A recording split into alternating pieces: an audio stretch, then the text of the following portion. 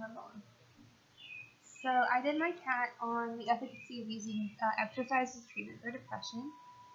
So my patient was a 28-year-old female who came in because she was worried that her kidneys were failing because she was feeling tired and sick all the time for about 4 months. She was a former user of cough syrup in high school, and she thought that this would damage her kidneys. She's really guilty about all these things that she's done in high school. She's crying all the time. She's worried if she's sick that her husband is deployed and no one will be able to take care of her children. She's not eating very well. She's sleeping poorly. Constantly has like this tension type headache. She's also currently breastfeeding her 8-month-old son. She denies any dysuria, frequency, urgency, fever, back pain, hematuria, or weight loss. So vitals, her age is 28, height 5'3", weight 145. Vitals are otherwise normal, and the physical exam was normal. UA and UPC were both negative. So my assessment is that she was suffering from a major depressive episode. She did not want to use any medications because she was currently breastfeeding her 8-month-old. So I recommended that she start exercising, and we're going to give her a referral to psychiatry.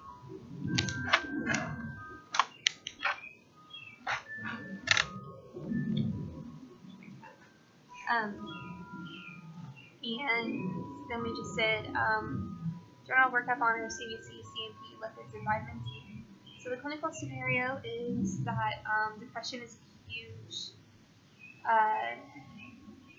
morbidity in the United States. A lot of people are affected by it, and they have a lot of different comorbidities themselves, as well as different situations, financial situations that in turn can also affect depression.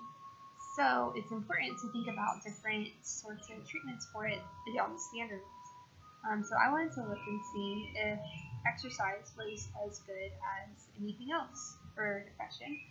I did some research, Cochrane, PubMed, and Ovid.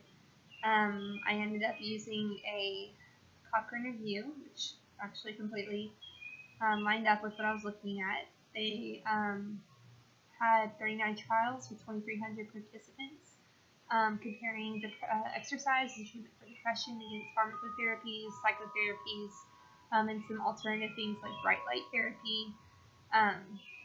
And they found that